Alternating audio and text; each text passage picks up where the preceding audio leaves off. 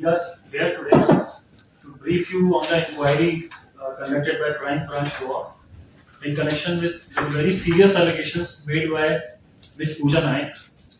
Allegations that were widely circulated via viral video and on social media platforms.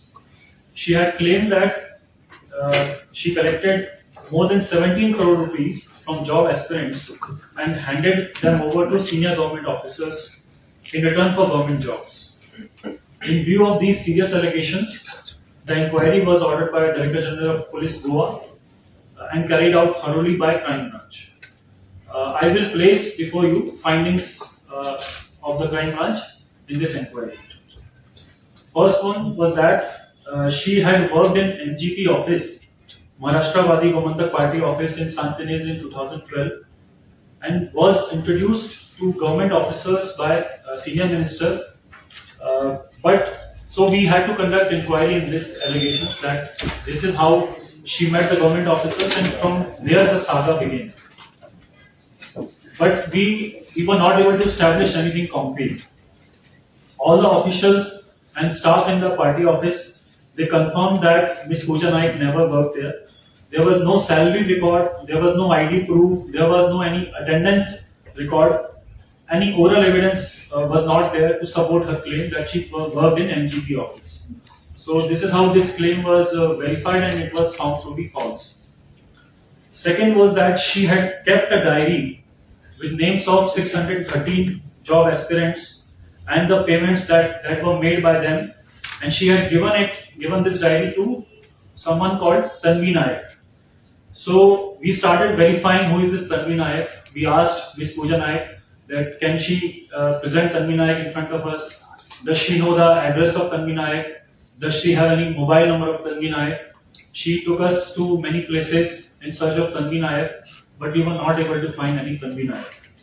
And the result was that there was no one called Tanvi Naik that was known to Pooja Naik personally. And when she was cross-questioned, she herself admitted that I don't know Tanvi Naik personally. Third allegation was that there was a flat which was converted into an office in PDA colony, Borbarin.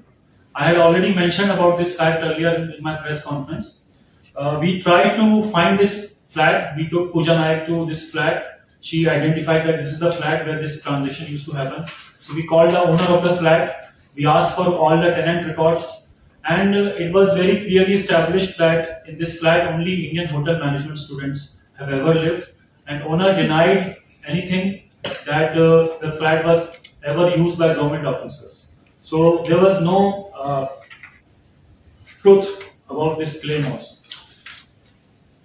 Fourth was that she claimed that there was a mobile phone which is in police custody and that mobile phone contains the video clippings of her handing over cash to the government officers. So we searched for this phone and we did electronic tracking and we were able to find this phone in Saharanpur, UP. When we called that person for questioning, his name was Sumit Kumar. We called Sumit Kumar for questioning. He said that the phone was given to him by one Darshan Korgaonkar.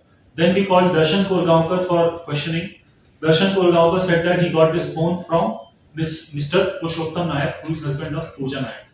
So it came to know that in August, Mr. Purushottam Naik sold this phone to Darshan, and then Darshan sold it to Sumit Kumar, who took it to UP. So this is how the phone was tracked to UP, and it was not found to be police custody. Fifth was that she claimed that she used to call government officers frequently, she used to meet them frequently. So we did digging into the call records, and we could not find any calls on the call records, and there was no WhatsApp chats also that she was able to present, which could prove her connection with the government officers. So there was no evidence to prove that she was in any way connected to the government officers. Then she alleged that more than 17 crore rupees were collected from job aspirant, and she was promised 30,000 per aspirant as commission, and she in fact got 20 lakhs from the government officers as the commission. But the figures were not adding up, so we had to do detailed financial analysis. We digged out all the bank accounts that Pooja Naik and her family possessed. So we took all the bank accounts of Pooja Nayak, her husband Mr. Purushottam Nayak, and she has two daughters. They also had bank accounts. So we conducted analysis of each and every transactions that has ever occurred in those bank accounts since the opening of bank account, and we were able to find that more than 3.5 crores transactions were there in Pooja Naik's accounts. More than 4.3 crores rupees of transactions were there in her husband's bank accounts, and more than 13 lakh rupees transactions were there in daughter's bank accounts. So in total, more than 8 crore rupees were transacted in this period in the bank accounts of the families. But since it was a very long transaction for 4-5 years, there should be some entry which could indicate that any government officials are involved. But there was no entry in the bank account that could have linked her to any government officers. So this also led us nowhere. Then we had to find we asked about source also, because it's a huge money, 8 crore rupees of money. So she said that this money came as her own commission that she used to take from the candidates. It's not just the government officers were promising her commission, she also collected commission from the candidates. And also she claimed that her husband has fishing business